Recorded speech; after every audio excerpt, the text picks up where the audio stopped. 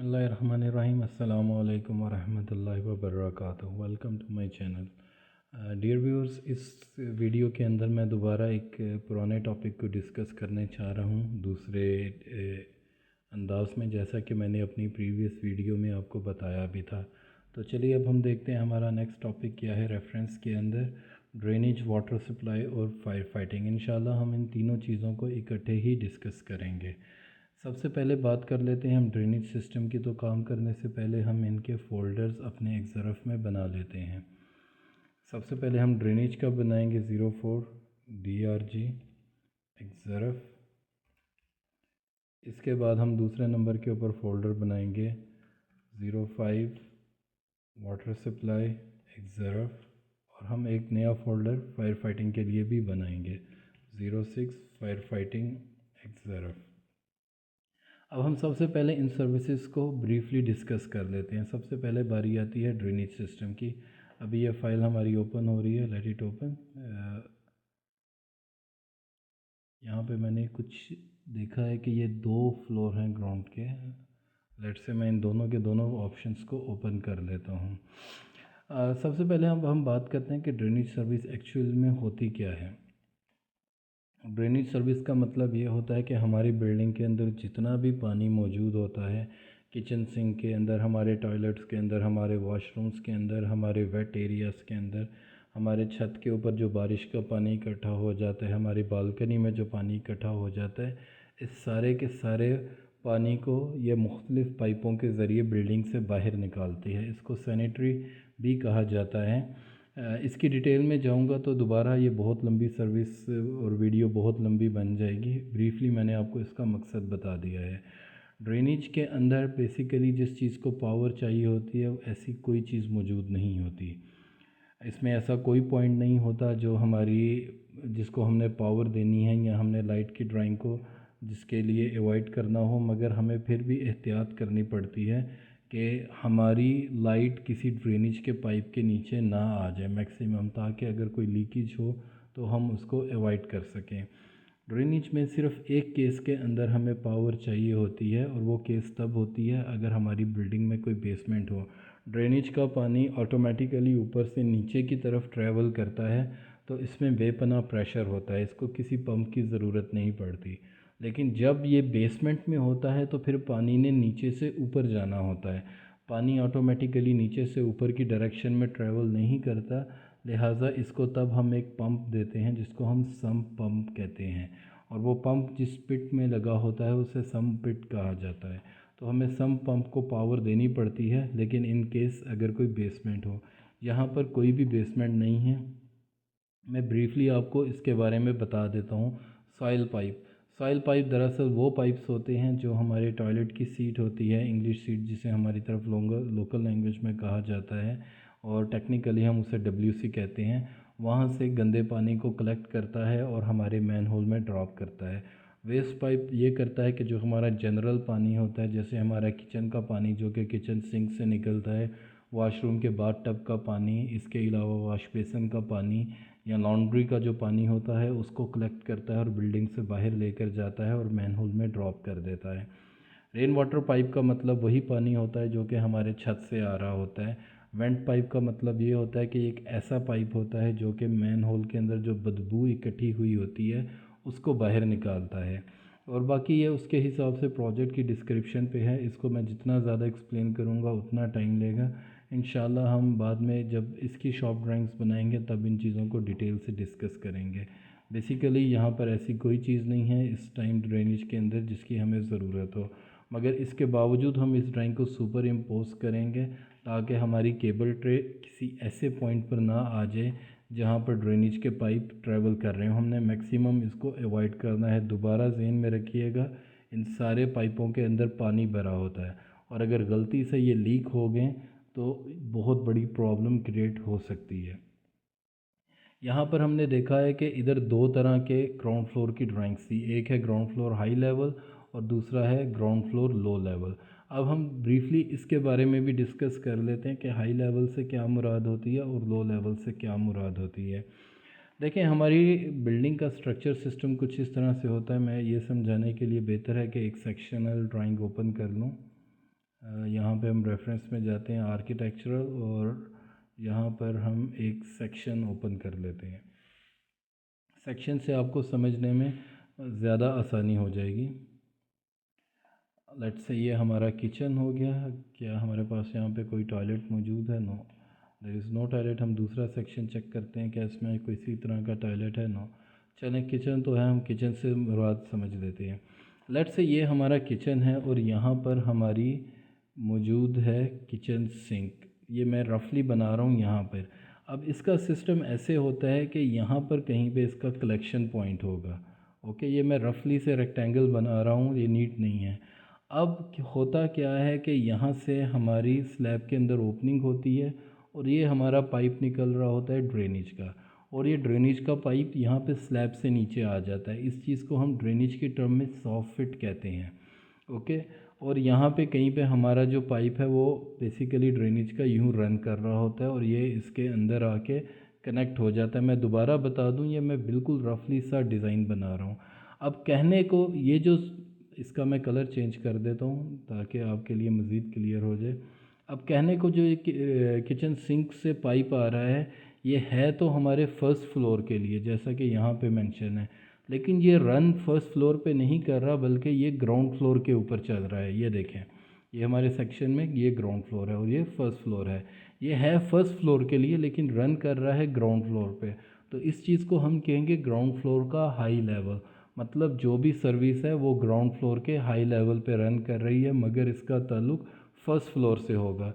इसी तरह first floor के हाई लेवल पर अगर हम चले जाएंगे, यहाँ पे जो पाइप लगेगा ये बेसिकली फीड कर रहा होगा, गार्बेज कलेक्ट कर रहा है सेकंड फ्लोर से, तो ये फर्स्ट फ्लोर का हाई लेवल हो जाएगा। सेकंड फ्लोर के लिए लो लेवल में नहीं जाएगा, लो लेवल में सिर्फ पॉइंट्स आएंगे। इसी तरह हमारी एक ड्राइंग है ग्राउंड फ्लोर लो लेवल की।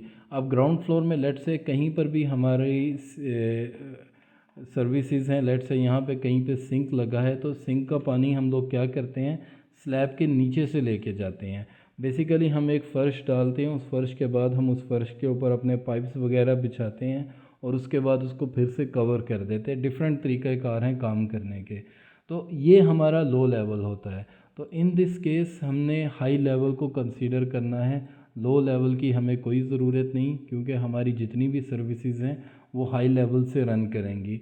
लो लेवल को हम सिर्फ तब कंसीडर करेंगे अगर हमारा कोई ट्रेंच इस एरिया में जा रहा हो, और हमारा कोई ट्रेंच नहीं है। चलें, हम ऐसा करते हैं कि हम लो लेवल और हाई लेवल दोनों ही को कंसीडर कर लेते हैं, दोनों को एक ज़रफ़ के लिए तैयार कर लेते हैं। तो सबसे पहले हम इन दोनों ड्राइंगों को कॉपी करते हैं। मैंने इन फाइल्स को दोबारा बंद कर दिया, इस फाइल को भी मैंने क्लोज़ कर दिया। ऑलराइट, अब मैं दोबारा अपने फ़ोल्डर में जाता हूँ जहाँ पे ये फ़ाइलें मौजूद थी, और यहाँ पर जाने के बाद ये ड्रेनेज में ग्राउंड फ्लोर की दोनों फाइल्स को कॉपी किया। कॉपी करने के बाद मैं अपने एक्सरफ के फ़ोल्डर में गया। एक्सरफ के फ़ोल्डर में जाने के बाद मैंने इनको पेस्ट कर दिया। आई गेस कि जो नंबर 1 है ये लो लेवल है और दूसरी हाई लेवल है। हम सबसे पहले इनका नाम चेंज कर देते हैं। 001 project 100 drainage ground floor low level xref, और सेम वे में इसका नाम हाई लेवल हो जाएगा, हाई लेवल एक्सरफ। और सॉरी, इसका नंबर 2 रहेगा, 1 नहीं रहेगा। अब हम इन दोनों को ओपन करके देखते हैं मैंने आईडी से जो नंबरिंग दी है क्या वो दुरुस्त है या वो दुरुस्त नहीं है। तो ये मेरी शीट नंबर 1 है और इसका नंबर लो लेवल है, मतलब मैं यहाँ पर ठीक था। ये लीजेंड्स हैं, ऑलरेडी डिस्कस किया था मैंने। इन लीजेंड्स को हम सीधा मॉडल स्पेस में ले जाएंगे। यहाँ से मैं गया अपनी मॉडल स्पेस में, इसको यहाँ पे पेस्ट कर देता हूँ, कंट्रोल V, स्केल करता हूँ इसे 100 टाइम्स। ये क्या हो गया? ओके, ये प्रॉपर तरीके से कॉपी नहीं था, वो सम टाइम इस तरह की कॉमेडीज़ हो जाती हैं। इसे मैं मैं इस मुकम्मल को दोबारा से कॉपी करता हूँ और इस बार मेक श्योर करता हूँ कि सब सिलेक्ट हुआ हो। अब हम दोबारा मॉडल में जाते हैं, इसे पेस्ट करते हैं, स्केल। ऑलरेडी मैंने 100 टाइम का फैक्टर दिया था, इसे मैं मूव करके ऊपर ले गया। ऑलराइट, अब इस लेआउट की मुझे कोई ज़रूरत नहीं है, डिलीट कर देते हैं उसको। एक्सरफ में जाके चेक करते हैं, कोई ऐसा एक्सरफ नहीं है। अब हम यूनिट्स चेक करेंगे। यूनिट्स यहाँ पर हमने मिलीमीटर किया और इसको इंटरनेशनल किया, एक लाइन लगाई 000 और ये यहाँ से हम इसको पूरी की पूरी फ़ाइल को मूव करते हैं। ये लॉक है, लिहाजा हम लेयर्स में जाके चेक करेंगे। कंट्रोल है, सारी लेयर सेलेक्ट हो गई। अगर आप क्या ये मैं क्लासिकल लेयर डायलॉग है, आपके पास में भी कुछ इस तरह का डायलॉग ओपन होगा। दोनों एक ही चीज़ें हैं, बस फंक्शंस थोड़े से अलग होते हैं। लॉक अनलॉक किया, ऑलराइट, और इसके बाद इसे मूव किया सबको, यहाँ से सिलेक्ट किया इसको इंटरसेक्शन से, और इसके बाद इसको यहाँ पे जाके इसके एंड पे रख दिया। ये आर्किटेक्चरल की अब ज़रूरत नहीं, ये हमने डिलीट किया और दैट्स इट। हमें इससे ज़्यादा इस पर कोई काम करने की ज़रूरत नहीं है क्योंकि ये हमारे लिए रेफरेंस था। अगर आप चाहें तो ये स्लोप एरोज़ रखने हैं रखें, नहीं रखने ना रखें। मेन पर्पस दोबारा बता दूं कि इसका असल मकसद हमारा ये है कि ये देखना है कि अगर हमारा कोई ट्रेंच रन कर रहा है तो वो यहाँ पर ना आ जाए। हम इसको क्लोज़ करते हैं और अब हाई लेवल के एक्सरफ को तैयार करने के लिए जाते हैं, मगर उससे पहले ड्राइंग को पर्च ऑडिट करेंगे। मैंने पर्च ऑडिट के लिए अपना कस्टमाइज शॉर्ट कट बनाया हुआ है RFS, इसको मैंने क्लोज़ कर दिया। अब इसी तरह मैं जाता हूँ और हाई लेवल की ड्राइंग को देखता हूँ।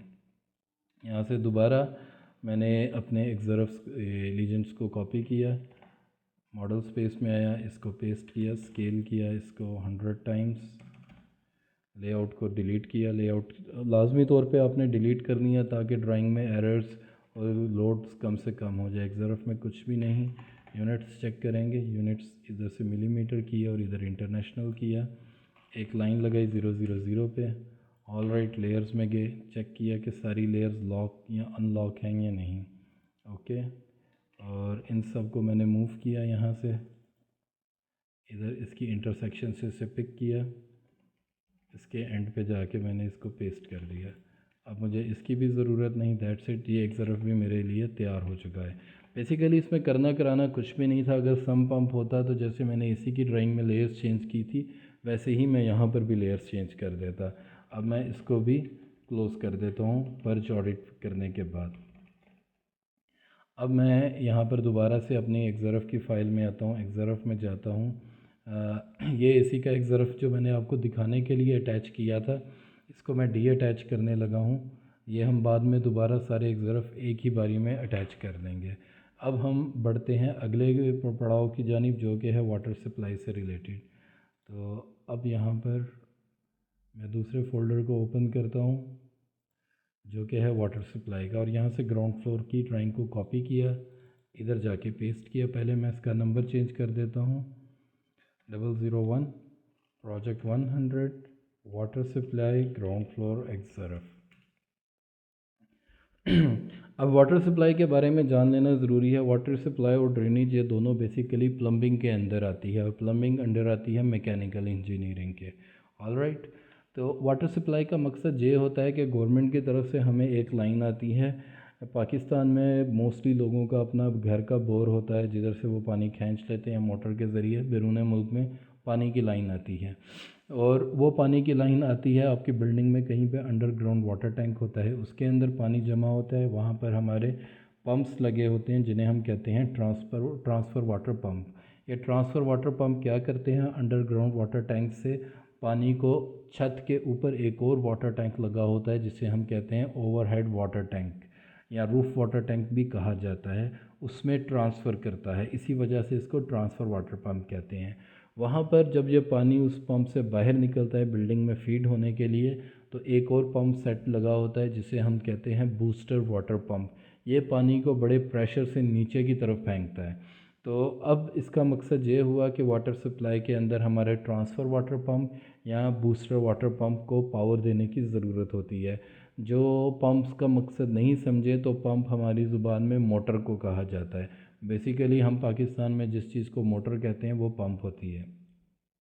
हमने इन पंप्स को पावर देनी होती है। सेकंड नंबर के ऊपर गल्फ़ के अंदर बिजली बेपनाह सस्ती है, लिहाजा वहाँ पे पानी को गर्म करने के लिए most of the cases electric water heater इस्तेमाल किए जाते हैं। अब अगर इलेक्ट्रिक वाटर हीटर है तो उसको तो बिजली का कनेक्शन चाहिए, और बिजली के कनेक्शन का मतलब है उसको पावर चाहिए, मतलब वो हमारी पावर की ड्राइंग में शो किया जाएगा। तो यहाँ पर हमने सिर्फ वाटर पंप्स और दूसरे नंबर के ऊपर इलेक्ट्रिक वाटर हीटर्स को कोऑर्डिनेट करना होता है। वाटर सप्लाई के जो पाइप्स होते हैं इनका साइज़ बेहद माइनर होता है, इनको कोऑर्डिनेट करने की इतनी ख़ास ज़रूरत नहीं होती। बस हमने ये देखना होता है कि इनका ड्रॉप किसी ऐसी जगह पे ना हो जाए जहाँ पर हमारी इलेक्ट्रिकल की कोई कंड्यूट ना जा रही हो। तो इंशाल्लाह हम इसको भी बड़ी तेज़ी से ख़त्म करेंगे। पहले लीजेंड्स देखते हैं। Cold water pump, normal water को कोल्ड वाटर ही कहा जाता है, और ये जा रहा है वाटर टैंक की तरफ, मतलब ग्राउंड वाटर टैंक से ओवरहेड वाटर टैंक की तरफ। दूसरे नंबर पे कोल्ड वाटर सप्लाई मतलब नॉर्मल वाटर, हॉट वाटर यानी वो वाटर जो कि वाटर हीटर से निकल रहा है। मुख्तलिफ़ किस्म के हमारे वाल्व्स हैं, इनकी डिटेल हम बाद में डिस्कस करेंगे जब कभी हम वाटर सप्लाई की ड्राइंग बनाएंगे। इसके बाद इलेक्ट्रिक वाटर हीटर, मतलब अब इलेक्ट्रिकल वाटर हीटर दो तरह के होते हैं, वर्टिकल और हॉरिजेंटल। वर्टिकल का मतलब होता है वो कुछ इस शक्ल में होगा यूँ, और वो ऊपर की तरफ खड़ा होगा जैसे कि एक सिलेंडर होता है। ये भी सिलेंड्रिकल है लेकिन ये सिलेंडर लिटाया हुआ है, इसको हम कहते हैं हॉरिजेंटल इलेक्ट्रिक वाटर हीटर। यहाँ पे भी मैं बताता चलूँ कि कुवैत के अंदर और यूएई के अंदर जो इलेक्ट्रिक वाटर हीटर हैं वो हमारे कमरों के अंदर लगाए जाते हैं, बाथरूमों के अंदर लगाए जाते हैं, किचन के अंदर लगाए जाते हैं। जबकि सऊदी अरब में ये बिल्डिंग के बाहर भी लगा दिए जाते हैं, मगर यूएई में ऐसा करने की इजाज़त अब नहीं है। हम इसको कॉपी करते हैं। कॉपी करने के बाद इसको जाके अपने मॉडल में पेस्ट कर देते हैं, कंट्रोल वी। स्केल करते हैं इसको 100 टाइम्स, 100। ऑल राइट, ये स्केल हो गया, वेरी गुड। अब इसके बाद हम इन लेआउट्स को जाके डिलीट कर देते हैं, हमें इनकी कोई ज़रूरत नहीं। और एक्सरफ में गए, एक्सरफ में ऐसा कुछ भी नहीं है जिसकी हमें ज़रूरत है। यूनिट्स में गए, यूनिट्स में जाने के बाद इसे मिलीमीटर्स किया, इसे इंटरनेशनल किया। ऑल राइट, लाइन 000, और उसके बाद हम इसको उठाते हैं इसकी इंटरसेक्शन से और यहाँ पे मूव करके ले जाते हैं। All right, E and D and to this.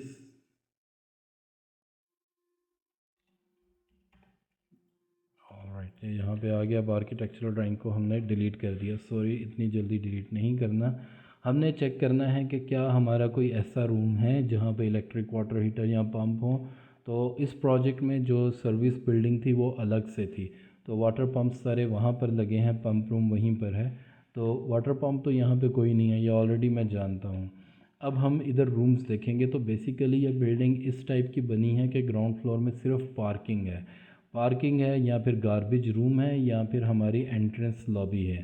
तो मतलब यहाँ पे कोई भी ऐसा गार्ड रूम, कोई भी ऐसी जगह नहीं है जहाँ पर हमें वाटर हीटर की ज़रूरत होती। तो मतलब इस ड्राइंग में ऐसा कुछ भी नहीं था। मैं आप लोगों की तसल्ली की खातिर आपको एक दूसरी ड्राइंग दिखा देता हूँ कि हम वाटर हीटर्स के ऊपर काम करेंगे। ये है मेरा टिपिकल फ्लोर। ऑल राइट, यहाँ पर मैं आपको इसके बारे में ब्रीफली दिखा देता हूँ। यहाँ पर देखें कि ये बाथरूम के अंदर वाटर हीटर है, यहाँ पे वाटर हीटर लगा है। इसके अलावा इसके किचन के अंदर भी वाटर हीटर लगा होगा। सॉरी, इसका किचन यहाँ पर नहीं, यहाँ पर है। Okay, all right. तो ये जब हम इन टिपिकल फ्लोर्स के में आएंगे तो तब हम इनको यहाँ से कॉपी कर लेंगे। तो इसके साथ ही हमारा वाटर सप्लाई का जो एक्सर्व के लिए फ़ाइल थी वो भी रेडी होगी। दोबारा बता दूं कि इनका मकसद सुपर इम्पोज करना है। बहुत से ड्रॉसमैन्स जो काम की डेप्थ को नहीं समझते वो ये काम नहीं करते, और जब कोऑर्डिनेशन का टाइम आता है तो अच्छी खासी मुसीबत खड़ी हो जाती है।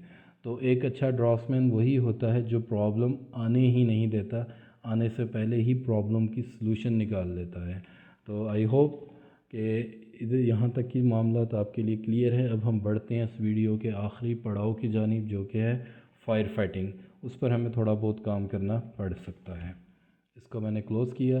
क्लोज़ करने से पहले हमने पर्ज और ऑडिट करना था, जो कि मैं भूल गया। तो हम इस फाइल को दोबारा ओपन करते हैं और ओपन करके इसको पर्ज ऑडिट कर लेते हैं। ओके, अब हम इसे क्लोज़ करते हैं और अब इधर वाटर सप्लाई के फ़ोल्डर में गए और चेक किया। अगली सर्विस थी फायर फाइटिंग की। फायर फाइटिंग से हमने ड्राइंग को कॉपी किया और जो हमारे एक्सर्व के फ़ोल्डर से इधर जाके हमने फायर फाइटिंग में इसको पेस्ट किया। इसको नाम दे दिया 001 project 100 fire fighting ground floor xref, और अब हम इसको ओपन करते हैं। अब सबसे पहले बात करते हैं कि फ़ायर फाइटिंग क्या है। फ़ायर फाइटिंग अगेन दोबारा मैकेनिकल की फ़ील्ड के अंदर आता है। इसका मकसद ये होता है कि अगर हमारी बिल्डिंग के अंदर आग लग जाए तो इसमें हमारे एक ऐसा सिस्टम होता है जो बिल्डिंग के अंदर पानी फेंकता है जगह जगह पर, और उसके अलावा फायर एक्सटिंग्विशर्स होते हैं जिनसे कि फोम निकलता है या गैस निकलती है जो कि आग को बुझाने में मददगार होती है। और इसके अलावा कहाँ पे फायर रेटेड दरवाज़े लगने हैं यही सिस्टम तय करता है। इसमें FM200 सिस्टम भी मौजूद होता है। तो चलिए हम ब्रीफली इसके लीजेंड्स को देखते हैं। यहाँ पर हमारे पास सबसे पहले है breaching inlet pipe. Breaching inlet pipe basically एक ऐसा पाइप का सिस्टम होता है जहाँ से फायर फाइटिंग वाले अपनी मेन लाइन को कनेक्ट करते हैं और हमारी बिल्डिंग के अंदर जहाँ जहाँ ये पाइप गया होता है वहाँ तक पानी पहुँच जाता है। सेकंड नंबर पे है मेन स्प्रिंकलर पाइपिंग, जो कि इस कलर में और इस लाइन टाइप में शो की गई है। मेन स्प्रिंकलर पाइपिंग का मामला ये होता है कि आप इसको इस तरह कंसीडर कर सकते हैं कि स्प्रिंकलर ये हमारा स्प्रिंकलर है। बेसिकली ये एक तरह का शॉवर होता है जो कि हमारी बिल्डिंग के अंदर पानी को फेंकता है। ये काम इस अंदाज में करता है, इसके अंदर एक पारा भरा होता है मरकरी, जो कि सॉलिड फॉर्म में होता है। जैसे ही आग लगती है और गर्मी बढ़ती है तो पारा बड़ी तेज़ी से पिघलता है, यानी ये मरकरी मेल्ट हो जाता है और इसी ने पानी को रोक के रखा होता है। जैसे ही ये मेल्ट होता है तो साथ ही इन पाइपों के अंदर से पानी निकल के बिल्डिंग के अंदर गिरना शुरू हो जाता है। अब सवाल ये आता है कि इन पाइपों के अंदर पानी आता कैसे है। तो ये सिस्टम बिल्कुल वाटर सप्लाई सिस्टम की तरह से होता है कि गवर्नमेंट की तरफ से पानी की लाइन आ रही होती है। एक हमारा अंडरग्राउंड वाटर टैंक होता है, इसी तरह एक हमारा अंडरग्राउंड फायर फाइटिंग का टैंक होता है जिसके अंदर पानी जा रहा होता है। उसकी calculation as per building requirement हमारे मैकेनिकल इंजीनियर ने की होती है या हमारे फायर फाइटिंग इंजीनियर ने की होती है। और इसके लिए भी फायर फाइटिंग का एक पंप सेट आता है जिसको पावर चाहिए होती है, और उधर से ये पानी हमारी बिल्डिंग के अंदर फायर फाइटिंग के तमाम तर पाइप्स के अंदर मौजूद होता है।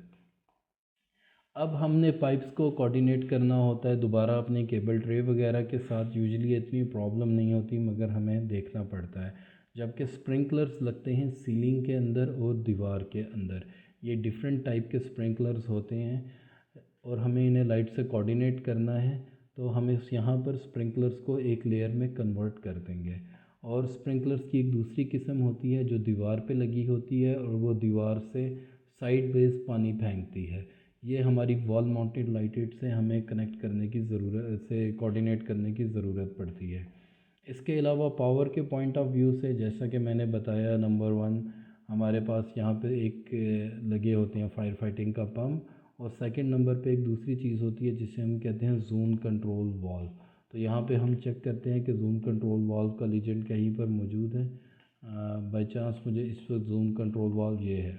जहाँ पर ये जून कंट्रोल वाल्व होगा उसको या तो बिजली का कनेक्शन चाहिए होगा, पावर चाहिए होगी, या हमें उसे फायर अलार्म सिस्टम के साथ कनेक्ट करना पड़ेगा। तो हम इसको भी कॉपी करेंगे, इसको भी एक लेयर में कन्वर्ट कर देंगे। तो चलिए अब शुरू करते हैं। यहाँ से हमने लीजेंड्स कॉपी किए और इन लीजेंड्स को हम मॉडल स्पेस में लेके जाके पेस्ट करते हैं। स्केल करते हैं इसको 100 टाइम्स। इसके बाद ड्राइंग के यूनिट्स हम मिलीमीटर्स में करेंगे और इसके बाद इसको इंटरनेशनल स्केल कर दिया। लाइन लगाई 000 के ऊपर, ऑल राइट। और इसके बाद हम लेयर्स में जाके मेक श्योर करेंगे कि सब कुछ अनलॉक हो। ओके, ये बाई चांस मैंने लेयर नॉट टू प्रिंट पे सेट कर दी थी, उसको हमने ठीक कर दिया। इस सब को मैंने सेलेक्ट किया, मूव, और यहाँ से इसको इसकी इंटरसेक्शन से पिक किया और इसको END एंड पे जाके पेस्ट किया। अब मुझे इसकी ज़रूरत नहीं, इसको मैंने ख़त्म कर दिया। साथ ही साथ मैंने ख़त्म कर दिया हमारे इस लेआउट को। अब एक्सर्व को भी एक बार चेक कर देंगे। ऑल राइट, एक्सर्व भी अब क्लियर है। अब जैसा कि मैंने आप लोगों को पहले बताया था कि ये जो बिल्डिंग का सिस्टम है ये मैंने कुछ इस तरह से ऑलरेडी काम किया है। जानता हूँ कि सर्विस रूम सेपरेट है, हमें सिर्फ जून कंट्रोल वाल्व के लिए लेयर कन्वर्ट करनी है और ये जून कंट्रोल वाल्व मेरी नज़रों के सामने पड़ा है। तो इसके लिए हम एक लेयर बना लेते हैं यहीं पे तेज़ी के साथ।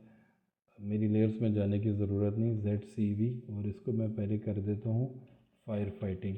कलर हम जो सा मर्ज़ी चाहे इसको दे दें, मैं इसके लिए येलो कलर चूज़ करता हूँ। इसको मैंने सेलेक्ट सिमिलर किया और करंट लेयर में कन्वर्ट किया, डबल क्लिक किया और ये जितना भी यूनिट था मेरे पास इसका, इस सब को मैंने ज़ीरो लेयर में कन्वर्ट कर दिया। ऑलराइट, और इसको सेव कर दिया। अब ये जितने भी यूनिट्स हैं मेरे पास, ये मैंने इसी लेयर में कन्वर्ट कर दिए। अब मुझे चेक करना है क्या मेरे पास कोई और जोन कंट्रोल वाल्व है या नहीं है। तो मैं फाइंड के अंदर जाता हूँ, ZCV लिख के सर्च करता हूँ। सिर्फ एक ही जोन कंट्रोल वाल्व था जिसको कि मैंने ऑलरेडी कन्वर्ट कर दिया है। That's it. अब हमारा फायर फाइटिंग का जो एक्सरफ है वो भी रेडी हो चुका है। अब ब्रीफली जब हम काम करेंगे, इसको रूम बाय रूम देखेंगे, तो जैसे ये रूम है प्रोटेक्टेड विद फोम स्प्रे या FM200 सिस्टम, तो इसकी रिक्वायरमेंट हम अपनी पावर ड्राइंग में डिस्कस करेंगे। दोबारा से मैं सॉरी, हमारा काम ख़त्म नहीं हुआ, ये स्प्रिंकलर्स बच गए थे। तो मैं देखता हूँ स्प्रिंकलर्स के लिए मैंने कोई लेयर बनाई हुई है या नहीं। अगर नहीं तो हमें लेयर बनानी पड़ेगी। आई गेस मैंने स्प्रिंकलर की लेयर नहीं बनाई। हम तेज़ी के साथ इसके लिए भी एक स्प्रिंकलर्स की एक लेयर बना लेते हैं। यहाँ पे गया और लेयर्स में LA टाइप किया, एक नई layer fire fighting sprinkler, okay. CM मतलब सीलिंग माउंटेड, और एक नई लेयर मज़ीद बनाई, fire fighting sprinkler wall mounted, जो कि दीवार के ऊपर लगे होंगे। तो इसका कलर मैंने रख दिया रेड और इसका कलर मैंने रख दिया ग्रीन।